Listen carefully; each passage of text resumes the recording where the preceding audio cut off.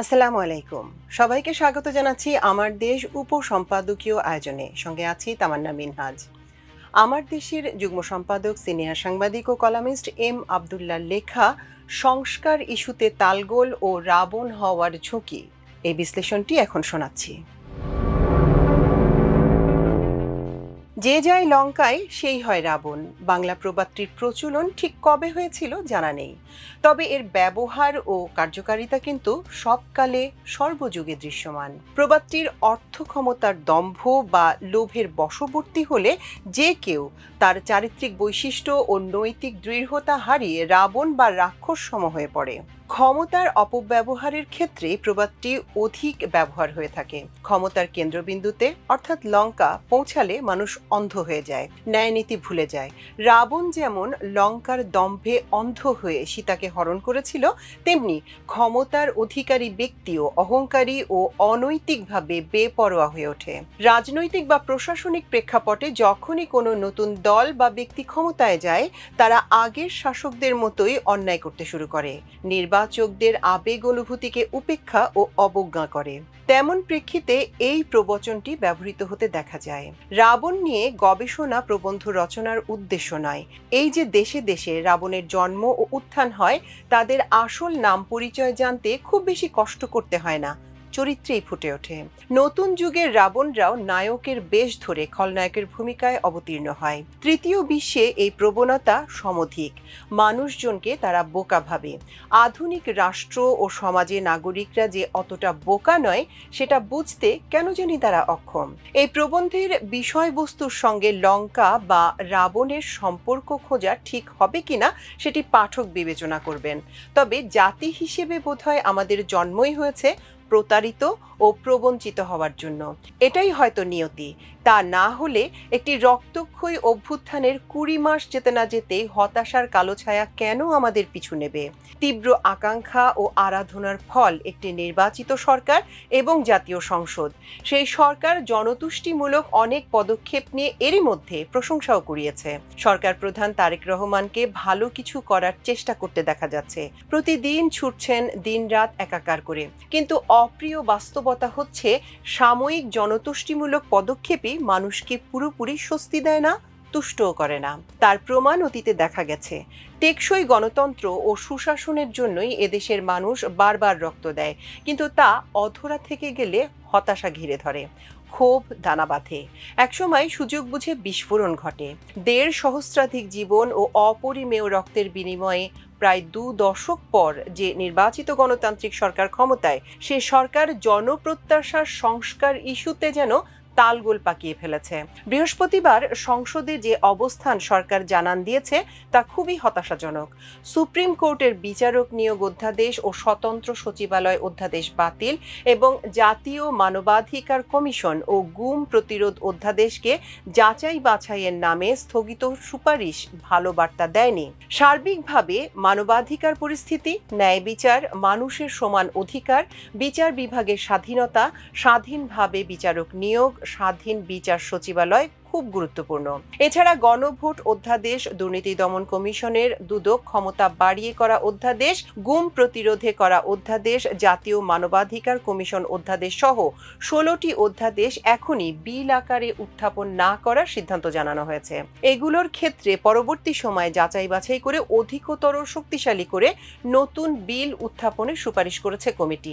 সুপারিশ সংসদে গৃহীত হলে এ অধ্যাদেশগুলো আপাতত বাতিল হিসেবে গণ্য হবে। সপ্তাহান্তে 10 এপ্রিলের পর এগুলো কার্যকারিতা হারাবে। সব মিলিয়ে 20টি অধ্যাদেশ কার্যকারিতা হারাচ্ছে। এর মধ্যে অধিকাংশ অধ্যাদেশে গণ অভ্যুত্থানে ছাত্র জনতার প্রত্যাশিত রাষ্ট্র সংস্কারের প্রতিফলন ছিল। বাকি 113টি অধ্যাদেশের মধ্যে জুলাই অভ্যুত্থানকারীদের দায় মুক্তি দিয়ে করা জুলাই গণ অভ্যুত্থান সুরক্ষা ও দায় নির্ধারণ অধ্যাদেশ সহ 98টি অনুমোদনের জন্য হুবহু বিল আকারে সংসদে উত্থাপনের জন্য সুপারিশ করা হয়েছে। আর সন্ত্রাস বিরোধী আইন সংশোধন অধ্যাদেশ পুলিশ কমিশন অধ্যাদেশ সহ 15টি সংশোধিত আকারে বিল উত্থাপনের জন্য সুপারিশ করেছে বিশেষ কমিটি। 98টি অধ্যাদেশ হুবহু বিল হিসেবে পাশ করার উদ্যোগ নেয় সরকার সাধুবাদ পেতে পারে, যদিও বিশ্লেষকদের মতে এই অধ্যাদেশগুলোর বেশিরভাগই মূলত সরকারের ক্ষমতা সংহত বা বৃদ্ধি করার নানা উপাদান রয়েছে, আর বাতিল বা রহিত করার সিদ্ধান্ত নেয়ার অধ্যাদেশগুলোতে ক্ষমতার ভারসাম্য, জবাবদিহি, সুশাসন, আইনের শাসন গুরুত্ব পেয়েছে। সুপারিশ অনুযায়ী যে 20টি অধ্যাদেশ কার্যকারিতা হারাতে যাচ্ছে তাতে অন্তর্বর্তী সরকারের নেয়া গুরুত্বপূর্ণ সংস্কার উদ্যোগের শুধু হুঁচটি খাবে না, গুম, খুন, মানবাধিকার হরণ, লাগামহীন দুর্নীতির পথ সুগম সহ শেখ হাসিনার স্বৈরতান্ত্রিক ও ফ্যাসিবাদী শাসনের পুনরাবৃত্তির সুযোগ তৈরি করবে। 24-এর গণ অভ্যুত্থানের মধ্যে দিয়ে নতুন বাংলাদেশের যে স্বপ্ন বুনেছিল মানুষ তা ফিকে হয়ে যাবে। এরই মধ্যে সংবিধান সংস্কার পরিষদ গঠন নিয়েও রাজনৈতিক বিতর্ক তুঙ্গে উঠেছে। সরকারি দলের পক্ষ থেকে সাফ জানিয়ে দেওয়া হয়েছে সংবিধান সংস্কার পরিষদ বলে কিছু তারা মানেন না। জুলাই সনদ আদেশকে অন্তর্বর্তী সরকারের অন্তহীন প্রতারণার দলিল হিসেবে বর্ণনা করে সংবিধান সংস্কার পরিষদ গঠনের মাধ্যমে দ্রুত রাষ্ট্র কাঠামো সংস্কারের দাবি নাকচ করে দেওয়া হয়েছে। বলা হয়েছে, জুলাই সনদ যেসব বিষয়ে ঐকমত্য হয়েছে সেগুলো প্রথাগতভাবে সংবিধান সংশোধনের মাধ্যমে বাস্তবায়ন করা হবে। সরকারের এই অবস্থানকে কেন্দ্র করে সামনের দিনে রাজনৈতিক অঙ্গন উত্তপ্ত হওয়ার সম্ভাবনা প্রবল হয়ে উঠেছে। 11 দলীয় বিরোধী জোট ইতোমধ্যে রাজপথের কর্মসূচি ঘোষণা করেছে।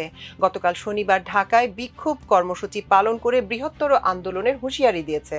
সরকার কেন গুরুত্বপূর্ণ 4টি অধ্যাদেশ রহিতকরণ এবং আরও 16টির ভাগ্য ঝুলিয়ে দেওয়ার পথে হাঁটছে তা নিয়েও জোর আলোচনা পর্যালোচনা চলছে। সংবিধানে বিচারক নিয়োগের আইন করার কথা থাকলেও দীর্ঘদিন এটা হয়নি। 2025 সালে অন্তর্বর্তী সরকার প্রথমবারের মতো সুপ্রিম কোর্টের বিচারক নিয়োগ অধ্যাদেশ জারি করে।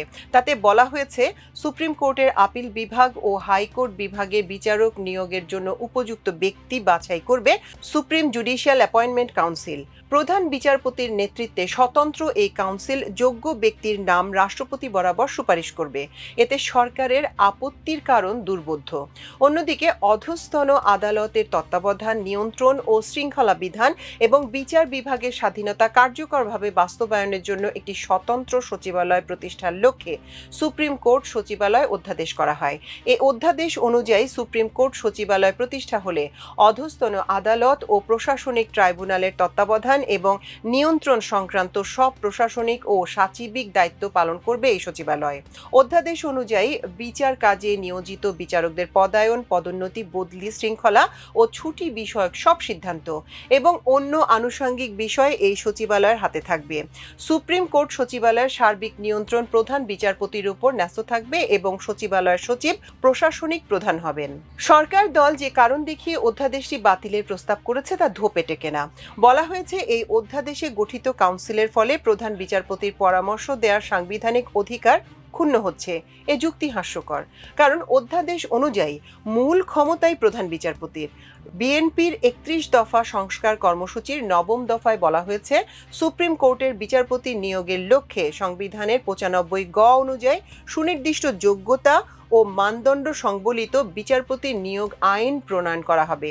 অধ্যাদেশের সঙ্গে বিএনপি সংস্কার প্রস্তাবের তেমন বৈপরীত্য না থাকলেও শামসুদ্দিন চৌধুরী মানিকের মতো দলবাজ ক্যাডারদের শুধু অন্ধ আনুগত্যের বিবেচনায় বিচারপতি নিয়োগের পুরনো বন্দোবস্তে ফেরা কতটা সমীচীন হচ্ছে তা আরেকবার ভেবে দেখা উচিত। সুপ্রিম কোর্টের পৃথক সচিবালয় অধ্যাদেশ বাতিলের ক্ষেত্রেও একই দৃষ্টিভঙ্গির প্রতিফলন ঘটেছে। জুলাই সনদে সুপ্রিম কোর্টের স্বাধীন সচিবালয় গঠনের প্রস্তাব দলগুলোর সর্বসম্মতিক্রমে অন্তর্ভুক্ত হয়েছে। বিএনপি সেখানে কোনো আপত্তি বা নোট অফ ডিসেন্টও দেয়নি। মুখে বিএনপি বলছে জুলাই সনদের যেসব বিষয় নোট অফ ডিসেন্ট নেই সেগুলো দাঁড়ি, কমা, সেমিকোলন সহ বাস্তবায়ন করা হবে, কিন্তু সুপ্রিম কোর্ট সচিবালয় অধ্যাদেশ বাতিলের পথে হেঁটে স্ববিরোধী অবস্থানই তুলে ধরেছে। বিএনপি ঘোষিত 31 দফায় বলা হয়েছে, অধস্তন আদালতের নিয়ন্ত্রণ ও শৃঙ্খলা বিধানের কর্তৃত্ব সুপ্রিম কোর্টের উপর ন্যস্ত হবে। বিচার বিভাগের জন্য সুপ্রিম কোর্টের নিয়ন্ত্রণাধীন একটি পৃথক সচিবালয় থাকবে। এখন অধ্যাদেশ বাতিলের যুক্তি হিসেবে বলছে, অধ্যাদেশ অনুযায়ী প্রধান বিচারপতি নিম্ন আদালতের বিচারকদের একচ্ছত্র নিয়ন্ত্রণের অধিকারী হবেন। সরকারের সঙ্গে কাজের কোনো সমন্বয় থাকবে না। একজন ব্যক্তির একক নিয়ন্ত্রণ বিচারকদের ক্ষতির কারণ হতে পারে। অর্থাৎ সরকার চাচ্ছে অধস্তন আদালত আগের মতোই সরকারের ইশারা ইঙ্গিতে চলবে। নিম্ন আদালতের নিয়ন্ত্রণ আইন মন্ত্রণালয়ের হাতে থাকায় বিরোধী দলে থাকাকালীন সীমাহীন নিপীড়নের মুখে পড়েছে বিএনপি। মেয়াদান্তে বিএনপি যদি ফের বিরোধী দলে যায় তখন একই পরিস্থিতির মুখে যে পড়বে না সে নিশ্চয়তা কিভাবে পাচ্ছে দলটি তা জানি না। অধ্যাদেশটি বাতিলের মাধ্যমে সরকার বস্তুত জুলাই সনদ, দলীয় অঙ্গীকার ও বিচারাঙ্গনে অন্তর্বর্তী সরকারের গুরুত্বপূর্ণ সংস্কার উদ্যোগ সবকিছুই প্রত্যাখ্যান করে পুরনো ব্যবস্থায় ফিরেছে, যা দুঃখজনক ও অনভিপ্রেত। এখনই বিল আকারে উত্থাপন না করে পরবর্তী সময় অধিকতর শক্তিশালী করে নতুন বিল উত্থাপনের সুপারিশ করা হয়েছে 16টি অধ্যাদেশের বিষয়। সেগুলোর মধ্যে 2024 সালের জাতীয় মানবাধিকার কমিশন সংশোধন অধ্যাদেশ, 2025 সালের রাজস্ব নীতি ও রাজস্ব ব্যবস্থাপনা অধ্যাদেশ, রাজস্ব নীতি ও রাজস্ব ব্যবস্থাপনা সংশোধন অধ্যাদেশ, জাতীয় মানবাধিকার কমিশন অধ্যাদেশ, গণভোট অধ্যাদেশ, গুম প্রতিরোধ ও প্রতিকার অধ্যাদেশ, দুর্নীতি দমন কমিশন সংশোধন অধ্যাদেশ, 2026 সালের গুম প্রতিরোধ ও প্রতিকার সংশোধন অধ্যাদেশ, মাইক্রো ফিনান্সিয়াল ব্যাংক অধ্যাদেশ এবং তথ্য অধিকার সংশোধন অধ্যাদেশ। গুম প্রতিরোধ ও প্রতিকার অধ্যাদেশ অনুমোদন না দেয়ায় আমার বিস্ময়ের ঘোর কাটছে না। বহুল আলোচিত গুম প্রতিরোধে প্রথমবারের মতো 2025 সালে অধ্যাদেশ জারি করেছিল অন্তর্বর্তী সরকার। গুম থেকে সব ব্যক্তিকে সুরক্ষা দেওয়ার জন্য আন্তর্জাতিক কনভেনশনের বিধানাবলী বাংলাদেশের আইনি কাঠামোতে অন্তর্ভুক্ত করার জন্য এ অধ্যাদেশ করা হয়। এতে গুমকে চলমান অপরাধ হিসেবে সংজ্ঞায়িত করা হয়। এর সর্বোচ্চ শাস্তি নির্ধারণ করা হয় মৃত্যুদণ্ড বা যাবজ্জীবন কারাদণ্ড। পরে সংশোধনী এনে বলা হয়, কোনো ব্যক্তি অন্তত 5 বছর ধরে গুম থাকলে ট্রাইব্যুনাল তার সম্পত্তি বৈধ উত্তরাধিকারীদের মধ্যে বন্টনযোগ্য ঘোষণা করতে পারবে। হাসিনার নিষ্ঠুর শাসনে বিএনপি নেতাকর্মীরা সবচেয়ে বেশি গুমের শিকার হয়েছে। জামাত সহ অন্যান্য দল ও নির্দলীয় মানুষও আক্রোশের শিকার হয়ে গুম হয়েছেন। ইলিয়াস আলীর গুম ও তাকে হত্যা করে লাশ টুকরো টুকরো করে ধলেশ্বরী নদীতে ফেলার চাঞ্চল্যকর তথ্য দিচ্ছে রিমান্ডে থাকা ডিজিএফআই এর সাবেক মহাপরিচালক জেনারেল অবসরপ্রাপ্ত মামুন খালেদ। ঠিক সে সময় গুম প্রতিকারের অধ্যাদেশ অনুমোদনে সরকারের অনীহা চরম দুর্ভাগ্যজনকই বটে। যুক্তি হিসেবে বলা হয়েছে, জাতীয় নিরাপত্তার জন্য আটককে গুম বলা যাবে না এবং সরকারের পূর্ব অনুমতি ছাড়া সরকারি ও রাষ্ট্রীয় বাহিনীর বিরুদ্ধে গুমের তদন্ত করা যাবে না। এর অর্থ কি দাঁড়ালো? শেয়ালের অনুমতি নিয়ে মুরগির খোয়ারের দরজা লাগাতে হবে। ঠিক একই ধরনের যুক্তি দেয়া হতো আওয়ামী লীগের জঙ্গলি শাসনে। গুম করে জাতীয় নিরাপত্তা, রাজনৈতিক স্থিতিশীলতার দোহাই দিত। মানবাধিকার কমিশন অধ্যাদেশে কমিশনকে স্বপ্রণোদিত হয়ে গুম, সরকারি বাহিনী ও সংস্থার বিরুদ্ধে মানবাধিকার লঙ্ঘনের অভিযোগ তদন্তের ক্ষমতা দেওয়া হয়েছিল। কমিশনের চেয়ারম্যান এবং সদস্যদের নিয়োগ সরকারের নিয়ন্ত্রণ মুক্ত করতে সার্চ কমিটির বিধান করে অন্তর্বর্তী সরকার। সরকার চাইলেই যাতে কমিশন চেয়ারম্যান বা সদস্যদের সরিয়ে দিতে না পারে সেজন্য সুপ্রিম জুডিশিয়াল কাউন্সিলের আদলে বিধান করা হয়েছিল। কিছু অগ্রহণযোগ্য যুক্তি দিয়ে মানবাধিকার কমিশন সংক্রান্ত 3টি অধ্যাদেশ এখনই বিল আকারে উত্থাপন না করার সুপারিশ করা হয়েছে। বিশ্বাস করতে কষ্ট হয়, মানবাধিকার সুরক্ষায় জারি করা অধ্যাদেশের বিরুদ্ধে এমন খোঁড়া যুক্তিও দাঁড় করানো যায়। প্রধানমন্ত্রী তারেক রহমান দুর্নীতির বিরুদ্ধে জিরো টলারেন্স নীতি ঘোষণা করেছেন, অথচ দুদকের ক্ষমতা বৃদ্ধি, চেয়ারম্যান কমিশনার নিয়োগে সার্চ কমিটি গঠনের অধ্যাদেশও বাতিল করা হচ্ছে। এই অধ্যাদেশ দুর্নীতি দমন কার্যক্রমকে আরও কার্যকর, স্বচ্ছ ও জবাবদিহিমূলক করার ক্ষেত্রে একটি গুরুত্বপূর্ণ পদক্ষেপ হিসেবে বিবেচিত হচ্ছিল। সরাসরি এজাহার দায়ের বিধান, বিদেশে সংঘটিত অপরাধ সহ গুরুতর আর্থিক অপরাধকে আইনের আওতায় আনা, কমিশনের সদস্য বাড়ানোর বিধানে সমস্যা কোথায়? প্রধানমন্ত্রী তারেক রহমান দীর্ঘ নির্বাসিত জীবন থেকে ফিরে বিপুল সংবর্ধনা আর অগণন মানুষের ভালোবাসায় সিক্ত হয়েছেন। বিশাল জনসমুদ্রে বলেছিলেন, I have a plan for the people of my country. তিনি মানুষের জীবনের নিরাপত্তা, জবাবদিহি শাসন, অর্থনৈতিক ক্ষমতায়ন, ফ্যামিলি কার্ড, প্রবাসী কার্ড, কৃষি কার্ড, ক্ষমতার বিকেন্দ্রীকরণ, কর্মসংস্থান, রাষ্ট্র সংস্কারের কথা বলেছেন। নির্বাচনের আগে সারা দেশ ঘুরে তিনি মানুষের জীবন ঘনিষ্ঠ বিষয়গুলো ধারণ করে স্বপ্ন দেখিয়েছেন। মানুষ বিশ্বাস করেছে, ভোট দিয়েছে। দেশের সংসদীয় গণতন্ত্রে অনুষ্ঠিত নির্বাচনের ইতিহাসে নিজ দলের রেকর্ড সংখ্যক আসন নিয়ে প্রথমবারের মতো মতো সংসদ নেতার আসনে বসেছেন তারেক রহমান। এখন তার দায়িত্ব অনেক বেশি। সবার আগে বাংলাদেশ। মুখের স্লোগানে সীমাবদ্ধ দেখতে চায় না মানুষ। রাষ্ট্র পরিচালনার সব ক্ষেত্রে এর প্রতিফলন চায়। গণ অভ্যুত্থানে জীবন দেয়া ছাত্র জনতার পরিবারগুলো স্বজন হারানোর নিদারুণ যন্ত্রণা নিয়ে তার দিকে চেয়ে আছে। দৃষ্টিশক্তি হারানো, অঙ্গ হারানো হাজারো তরুণ চোখ ফ্যাসিবাদী রাষ্ট্র কাঠামো ভেঙে শাসন ব্যবস্থার আমূল পরিবর্তন দেখতে অধীর আগ্রহে অপেক্ষা করছে। আমলাতন্ত্র কিংবা মতলববাজদের ভুল চালে পথ হারালে তা হবে গভীর পরিতাপের। মূল্যটা কিন্তু একাই চুকাতে হবে প্রধানমন্ত্রী তারেক রহমানকে।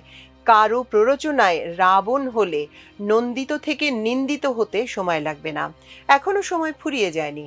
সংসদে বাতিলের প্রস্তাব করা অধ্যাদেশগুলো পুনর্বিবেচনা করার সুযোগ আছে। যেগুলো ঝুলিয়ে দিয়ে অধিকতর শক্তিশালী করে উপস্থাপনের কথা বলা হয়েছে, সেগুলো নিয়েও ছলচাতুরি করা ঠিক হবে না। সংস্কার ইস্যু সংসদ থেকে রাজপথে ঠেলে দিলে সরকারের স্থিতিশীলতা হুমকিতে পড়ার শঙ্কাই বেশি। দর্শক, এই ছিল আমাদের আজকের উপসম্পাদকীয় আয়োজন। এতক্ষণ সঙ্গে থাকার জন্য অশেষ কৃতজ্ঞতা। আল্লাহ হাফেজ।